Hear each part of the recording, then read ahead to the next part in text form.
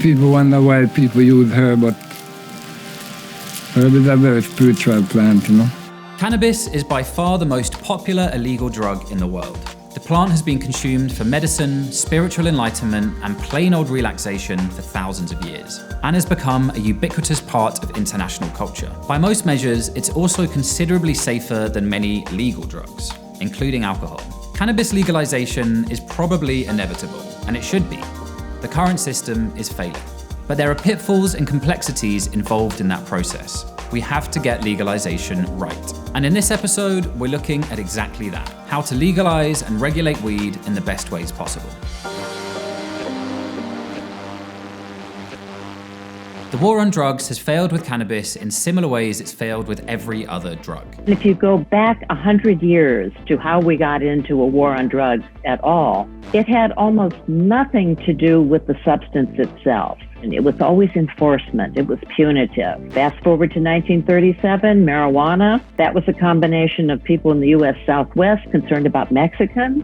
And hey, they used marijuana, so let's do that. Millions of lives have been ruined by cannabis enforcement. Billions of dollars have been accumulated by organized crime. And the relatively few people who have suffered adverse reactions to it have often been unable to receive the help they need. Meanwhile, despite being illegal throughout most of the world, weed is now more popular than ever, and more socially accepted as a part of many people's daily lives. 52% of Americans have tried it at least once, and 1 in 10 Europeans report using it in the past year. Canada and many states in the US have now legalized cannabis for both medical and recreational use. The idea of cannabis legalization can bring out some very strong opinions in people. Opponents freak out that it will spell the end of civilization, while advocates claim it's the magic bullet that will cure all of society's problems. Obviously, both of these extremes are a bit silly.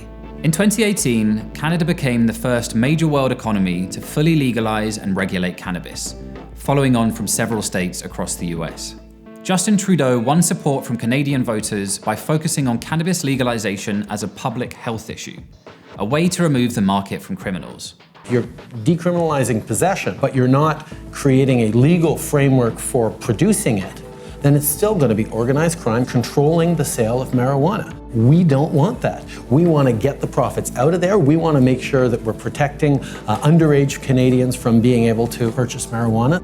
This is the essential logic behind almost all legalization. But thanks to the war on drugs, criminals have been making a lot of money off selling weed for a long time. And they're not just going to give that market up overnight. Le marché appartient à certains gens, là, certains groupes. Là. Deal avec ces gens-là. C'était qui ces groupes-là? Des groupes, des pas fins. Si tu veux savoir, des pas fins. Là. C'est eux autres qui contrôlent quasiment tout et nous qui rapportent la dope. Ça fait que cannabis, drogue, anything qui est drogue, là, related, whatever, whatnot. Tout le monde sait que si tu fais ça jusqu'à un certain degré, ça c'est les gens avec qui tu deals. Mm-hmm. Puis là, il y a la légalisation qui s'en vient éventuellement. Penses-tu que cette mainmise-là du crime organisé va changer? Ça va le faire, mais ça va prendre bien des années. There has been some criticisms of the reforms in Canada that, there is still a significant illegal market there. 2 years in, less than 50% of the market is legally regulated and taxed. 50% legal, regulated and taxed is better than 100% illegal, completely unregulated and completely untaxed. We are still in the rollout phase. And this is something that is going to take a number of years before a more long-term equilibrium is established. But while the legal market inevitably takes a while to establish itself, we should also acknowledge one pretty important fact. Contrary to what many drug warriors predicted, places like Canada and Colorado have not descended into post-apocalyptic zombie wastelands because a few legal weed shops have opened. There's been no sharp increase in road accidents, other forms of criminality, or mental illness. One of the main bits of fear-mongering that opponents of cannabis regulation like to scare people with is that if you legalize weed, there'll be a sudden explosion in its popularity. But when we look at the evidence, this simply hasn't happened. There's no explosion of use. If anything, youth use has stayed level or in some places gone down. Adult use tracked up a little bit immediately after legalization, but then came down again a bit. There hasn't been any particularly significant changes at all. But then in Canada, cannabis was pretty easily available anyway. There's always this assumption by some people in the legalization debate that when cannabis is illegal, it's very hard to get, and if you legalized it, it would suddenly be incredibly easy to get. And that's just clearly not true. But while overall use hasn't exploded in legal markets, regulation does seem to allow better control over who is buying and using weed. If you're not old enough to go to the stores, but there is less illegal cannabis available, then yes, availability will go down. But given that that's one of the things that legalization regulation is trying to achieve, that's actually a good thing. This is really crucial. One of the biggest worries around cannabis is the potential effects of heavy use on mental health, particularly for young people as their brains are still developing. However, while heavy use of high-potency cannabis by young people is considered a risk indicator for conditions such as psychosis, and daily use of any drug, including alcohol, can be dangerous, the extent to which cannabis directly causes mental health disorders has yet to be established. But the important factor here is that as youth consumption hasn't gone up where weed has been legalized, there's every indication that a regulated market is a way of protecting young people's mental health, not endangering it. The cannabis plant is a remarkable plant. It contains many hundreds of different chemicals, but the main two components are THC, which gets you stoned, and CBD, which is a kind of antidote to THC, which protects against the excessive stoning. It protects against the paranoia of THC. Policy of driving all cannabis production to the black market has led to people growing forms of cannabis which are very, very strong in THC. And that has led to the greater rise of particularly psychotic symptoms produced by strong THC forms of skunk, like paranoia, and also the greater aggravation of people with ongoing psychotic problems. Now, if we had a regulated market, the first thing that would happen is that people would know what they were getting. And the second, we could use taxation and pricing to encourage people to use the mixture and so get the beneficial effects of the CBD alongside the recreational effects of the THC. Back in the 1930s, we learned the hard way that trying to ban alcohol simply doesn't work. So we came up with a system to regulate it, with strength limits on drinks and licensed bars and shops that aren't allowed to sell to kids. Obviously, drug dealers on the illicit market don't worry about stuff like that, and will sell anything to anyone. Do you think that kids are subjected to drugs more now? I think it's doing them about 12 years old and that. Is it because MDMA is cheap, the kids like that? Yeah, cheap. But the alcohol and tobacco industries also leave a lot to be desired, with huge companies able to lobby governments to shape policies in their favor.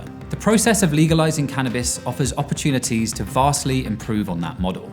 One of the first major concerns is not just about weed suddenly being sold in fancy shops, but who gets to run those shops? This is pretty much the archetypal cliche of legal cannabis. Bearded guys with elaborate vape machines droning on about their favorite strains of kush, like craft beer geeks but with hazier short-term memories. But in reality, it's not the nerdy cannabis enthusiasts who are actually running the show. The legal market in Canada, as in many states across the US, has actually been captured by a few giant companies riding the so-called green wave to increase their share prices. This isn't about bougie artisanal edibles. This is about serious 21st century capitalism. In preparation for legalization, weed giant Canopy Growth started buying out a number of smaller producers around Canada, making it the single largest cannabis company in the country. 22 million shares traded today. Wow, that's unbelievable. It's been the biggest trading stock every day in Canada for the last couple of weeks. Obviously, it's not a problem in itself that people make a bunch of money out of cannabis. People already make serious money out of it. But there's also the danger of some real injustice here. First of all, governments tend to make getting legal cannabis licenses so expensive that only the big corporate players can actually afford them. So independents are shut out from the start. For almost 100 years, the worst violence and oppression of the war on drugs has fallen on people of color and marginalized communities. Now, many jurisdictions ban people with previous convictions from receiving legal cannabis licenses. Obviously, that disproportionately excludes many of those same people who've been persecuted for so long, who are then forced to watch as a bunch of slick, predominantly white business people cruise in and make a load of profit off the now legal weed business. This has led some in the African American community in particular to try to reclaim this space, like former NBA star Al Harrington. Do you feel like the black community has access to the industry out west? Hell no. Fuck no, they can't afford it. It's cost so much to even submit an application. You know what I mean? I mean, hundreds of thousands of dollars. That's why I had to continue to be an advocate to try to change some of these laws and break down some of these barriers, and we can really uplift our community with this plan. And this isn't just about the US. Many of those big cannabis companies that accumulated huge amounts of capital during the first green wave have been using that money to take over emerging legal weed markets across the world. Jamaica decriminalized cannabis in 2015, but many there are worried that it's foreign venture capitalists who will be reaping most of the rewards. It starts at $2,000 for a license to grow weed and $10,000 to transport it. That's more than the average Jamaican's annual salary. Maybe there's a chance here, not just to end the war on drugs and raise tax revenues, but to actually create some reparations for those who have been most affected. Luckily, the patchwork of how different American states have gone about legalization so far gives us a wide range of evidence of what works and what doesn't. And in the face of pressure from activists, some states are actually taking steps to make social equity a fundamental part of their cannabis legalization agendas. Not only does legalization prevent some of the harms of the war on drugs going forward, but that we use some of the opportunities that it creates to potentially repair some of the harms that the war on drugs has created in the past. And we're seeing more well thought through, better funded equity programs. Illinois, which legalized cannabis relatively recently, has already expunged 500,000 former cannabis convictions. That is a major injustice that has been, to some degree, rectified by this policy. We are seeing millions of dollars being redirected from the legal cannabis economy into social programs. We are seeing, minority-owned cannabis businesses supported by equity programs in places like Massachusetts. We have an opportunity with emerging legal markets to do things differently and to do things better. War on drugs has been going on a long time. Its patterns are set deep, and the damage it has done is going to take many years to undo. But what we've learned from the experiments taking place with cannabis legalization across North America is that the hysterical fear-mongering predictions have not come true, and the results have been broadly positive. However, as we consider legalization across the rest of the world, there's also a lot we can learn about how to do things better. Prohibition didn't work with alcohol, and it hasn't worked with cannabis either. But we're now at a crossroads where we don't simply have to repeat the mistakes of the alcohol or tobacco industries and can actually create something more effective, fair, and positive. A new industry that works for everyone involved. We'd like to congratulate drugs for winning the war on drugs.